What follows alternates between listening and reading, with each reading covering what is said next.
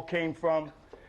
That was the basis and foundation of the goddess principle and the matrilineal system in Africa.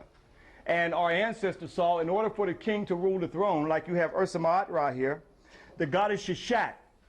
Here you see her in the tree of divine wisdom, giving the fruit of divine knowledge and wisdom in order for him to rule the throne. It had nothing to do with no tree of good and evil. The patriarchs who came from the north, the Hyksos and others, who had a misogynistic nature, a hatred towards the woman, could not conceive of a woman nor a goddess giving a man anything. And that story was corrupted. The tree of divine wisdom and divine life was corrupted into the tree of what? Because here we have that they created in their biblical stories and the opening of the pages in Genesis that there was Adam and Eve, is that right? And they were not to eat of the tree of what? Knowledge of what? Good and evil. Now who was seduced by the serpent and ate from the tree? That's why, sisters, you got to watch and hear that sound. Psst. But anyway, here we see that she was seduced to eat the fruit, and then she seduced who? Adam. Now we are told that that's the reason for the world's sins of this first woman eating of the tree of good and evil, and that that's also not only the reason for the world's sins, but her monthly cycle is to remind her of that sin. This is what's taught in the church. Okay? Now when sisters start jacking that preacher up, who's been equally spiritually enslaved himself, to tell that story, and that we were born in sin, there was no story whatsoever in the Kemetic Nile Valley that we were born in sin. So a few years ago, back in 1988, boy, time is fast. Seemed like I just got this yesterday. Brother and sister showed me, they said, hey, brother, Kwesi, you see, there's a black Adam and Eve. Although they made a black Adam and Eve, that has nothing to do with our story. This is what we see the evolutionists and creationists fighting each other, and they know anthropological studies that black people were first, so they put a black Adam and Eve, and gave Adam a jerry curl, and gave Eve a weave. You know, they had to be looking good for each other back then, you know. But it had nothing to do with our story, brothers and sisters. Even though they make it black to make you accept it, this is not still an African story. The African story is the goddess Sheshat giving the fruit of divine life from the tree of divine life and wisdom in order for the king to rule the throne. And this goddess concept was corrupted throughout the whole African Nile Valley, and even in our spiritual subconscious, even today, where we are told that the sisters are the ones, the women are the ones for the world's sins. This is the demonization of women and the hatred of women. This is part of the sexism that you get in the theologians. Even in Paul, it says that women shouldn't even speak in the church. But I'm letting you know that that is not the African spiritual way, brothers and sisters. We had a god and a goddess. That's a spiritual Ma'atian law that our ancestors saw. Okay?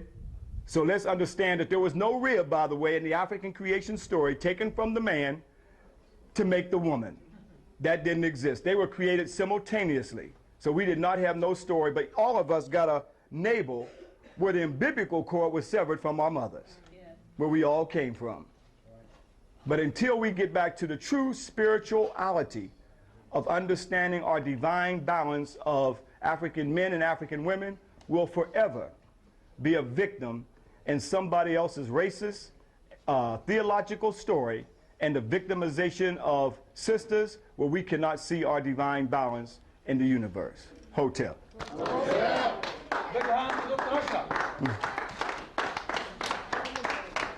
And you know the story is corrupted anyway, because as they said, there was only Adam and Eve, and then they created a son named who?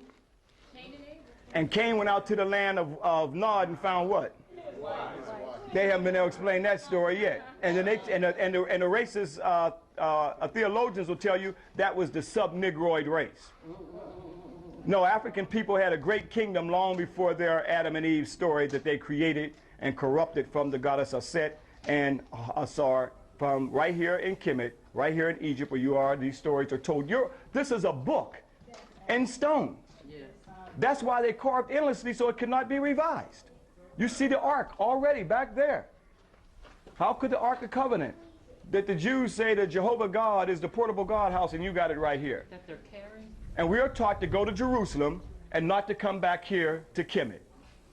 We look at Jerusalem as being the Holy Land, not Kemet as being the Holy Land. This was the original Holy Land. This was the original Taneter land.